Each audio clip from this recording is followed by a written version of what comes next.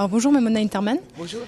Que vous inspire le titre de ce 24e FIG, La Chine, une puissance mondiale? Mais c'est une réalité, la Chine, une puissance mondiale. Moi, je suis née à l'île de la Réunion, donc plus proche de la Chine que vous de là-bas. Et dans mon enfance déjà, je me souviens que l'afflux de tous ces Chinois qui venaient de Canton, par exemple, qui étaient venus peupler l'île de la Réunion, et des villages entiers parfois, me faisait penser que ce pays-là ne pouvait pas être seulement un pays qui faisait partir ces gens et qu'un jour lui-même, il allait conquérir les marchés. C'est ce qui s'est produit. C'est une réalité très, très concrète pour nous. Peut-être que la Chine aujourd'hui éveille des fantasmes. Ça ne sert à rien de pleurer. C'est triste, bien sûr, de voir que des usines entières ferment, parce que la Chine conquiert des parts de marché de plus en plus importantes. Mais la Chine innove aussi. La Chine est le banquier du monde. La Chine sera le laboratoire du monde. Alors autant en prendre la mesure et ne pas simplement critiquer. Critiquer ne sera pas suffisant, je pense. Et faire un FIG avec la Chine comme pays invité d'honneur, est-ce que ça peut permettre aux Français de mieux découvrir ce pays? C'est une occasion d'apprendre, c'est une occasion de les écouter, d'entendre des experts. Je sais par exemple que le maire de Saint-Dié, qui est l'ancien ministre du budget, un des grands argentiers que ce pays a compté, que Christian Pierret connaît très bien les raisons qui nous poussent à nous intéresser de plus en plus à la stratégie de ce pays. Je pense qu'il faut écouter ces gens qui connaissent ces questions, comme Christian Pierret, comme des philosophes bien entendu, mais comme des experts qui savent que demain, la Chine sera certainement l'une des plus grandes puissances au monde. C'est un moment de réfléchir, je pense. C'est un moment où il faut apprendre.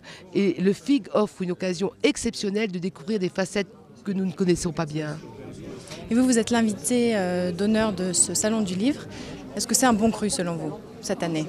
Alors, il est un petit peu tôt pour moi de me prononcer là-dessus parce que je n'ai pas encore vu les auteurs qui sont sur la liste, mais j'ai pu voir un peu l'ampleur du choix. C'est très éclectique et en même temps c'est populaire, mais populaire dans le bon sens du mot. On ne peut pas organiser un événement comme celui-là, comme le FIG, sans l'adhésion de ceux qui vivent ici, mais tout autour. Et autant que j'ai pu voir jusqu'à présent, aussi bien le choix des auteurs, mais aussi les confidences des gens qui sont venus me voir, par exemple, me font imaginer que ce sera, comme depuis 27 ans, une très très belle occasion autour du livre. J'espère que le Festival international de la géographie vivra encore très très longtemps. Je ne peux même pas imaginer qu'il ne soit plus dans les parages. Il faut le préserver, il faut le conforter, il faut le faire vivre. Mais quelle belle occasion de culture, mais de la culture au sens le plus beau du mot. C'est la culture qui nous rassemble. Vous allez revenir l'année prochaine? Si je suis invitée, je reviendrai. Et même si je ne suis pas invitée, je reviendrai comme visiteuse. Je reviendrai faire de la marche dans le coin, parce que ça, cette fois-ci, je n'aurai pas trop le temps de le faire. Mais je reviendrai certainement, et j'aime beaucoup ces paysages de la Lorraine qui ont beaucoup en commun par rapport à mon île natale. Chez nous, les montagnes sont un peu plus hautes, mais par endroits, ça me fait penser au sud de l'île de la Réunion. Et pourtant, il n'y a pas eu de volcan ici. Vous êtes né à La Réunion. Je suis née à La Réunion, j'ai grandi à La Réunion. Je suis 100% créole et 100% française. Donc la géographie, c'est quelque chose qui est palpable pour moi. Oui, c'est un mot qui a une signification particulière pour vous qui avez voyagé. C'est une signification qui dépasse même le relief, les frontières, la terre. Les turbulences qu'il peut y avoir autour des frontières. La géographie, pour moi, ce sont des hommes, leur culture, leur démarche, leurs rêves. Et entre histoire et géographie, je crois que les chemins sont communs. Je ne peux pas imaginer l'histoire sans la géographie. C'est de la palissade, certainement, pour des experts. Mais pour une voyageuse comme moi, l'histoire et la géographie marchent en couple, en amoureux, oui. Et une dernière question, vous présentez plusieurs de vos ouvrages ce week-end. Est-ce qu'il y en a un que vous aimeriez particulièrement mettre en avant? Alors, il y a Tête haute que j'ai écrit pour célébrer l'école, parce que c'est l'école qui a tout fait pour moi. Mais il y en a un où nous parlons beaucoup de l'histoire et de la géographie quand nous étions innocents. Par exemple, la géographie de nos voisins de l'Est, les Allemands. Yalta a quand même charcuté, ce mot est très vilain et très grossier, mais leur pays, leur paysage, leur Heimat, comme ils disent. Mon mari, par exemple, Lutz Krusche, raconte comment sa mère et deux de ses frères sont partis dans la neige février 1945 quand l'armée rouge a foncé sur l'Allemagne. le régime nazi, heureusement, était mis à genoux, mais qu'en parallèle, les civils de la partie orientale du territoire allemand ont été obligés de prendre la fuite. Mais 15 millions de civils, et 2 millions sont morts.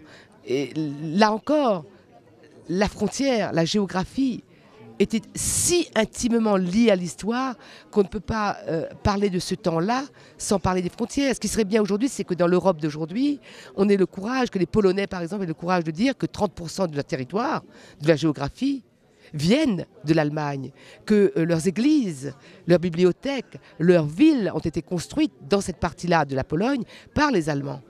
Or, on met le boisseau là-dessus, on n'en parle pas, on se tait. Ça, c'est un mensonge fait à l'histoire, fait à la géographie, fait simplement aux êtres humains qui habitent sur cet espace européen. On ne pourra pas construire l'Europe sans parler du passé. Il faut parler du passé, avec les horreurs, mais aussi avec toutes les horreurs faites à tous les civils. Pas à une partie des civils. Il n'y a pas des bons civils en Europe. Il y a aussi des civils qui ont été pris dans les méandres de la haine et de la dictature nazie. Mais ces civils-là, ils n'avaient rien fait de particulier pour être pourchassés et être assassinés. Il parle de ça, ce livre. Et il y a aussi, ils ont relevé la tête. Ils ont relevé la tête. Là, ce sont des héros du quotidien, certains avec des habits beaucoup plus luxueux. Par exemple, Georges Charpak.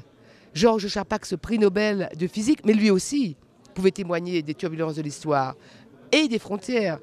Georges Charpak est né dans la Pologne d'hier. La Pologne, 1917, il est né l'année de la révolution bolchevique, lui-même le disait, je l'ai rencontré à plusieurs reprises, Georges Charpak. Il est né dans la Pologne qui aujourd'hui est en Ukraine. Vous voyez comme l'histoire et la géographie se donnent la main, parfois pour grimacer. C'est toujours lié. Oui, je ne vois pas autrement. Partout où je suis passée en reportage, ça m'a toujours fait penser à la même chose. C'est pour la géographie que les hommes se battent pour l'histoire. C'est pour avoir une place, une terre. Et l'histoire est façonnée par la géographie. Là encore, on va me dire, j'enfonce une porte ouverte. Non, non, je parle de l'histoire que j'ai vue se produire au Moyen-Orient, l'histoire que j'ai vue se mettre en route en Afghanistan. Là aussi, il s'agissait de frontières, dans les Balkans. Et tout ça, c'est pas loin, c'est pas Vercingétorix, hein, c'était il y a 20 ans. Le mur de Berlin, c'est l'histoire et la géographie. Les géographes qui ne sont pas seulement des arpenteurs, savent aussi à quel point l'histoire des hommes est pétrie des malheurs de la géographie. Je suis chez moi ici. Merci, Mémona Interman. Mais je suis chez moi, je me sens bien. Ils sont tous très différents. Bah oui. Voilà. Mais si vous avez, si vous avez des cadeaux de Noël à faire, pour Noël, que vous connaissez, il vous le prêtera après. Chantal, Merci beaucoup. Merci, c'est très gentil. C'est moi. Merci beaucoup.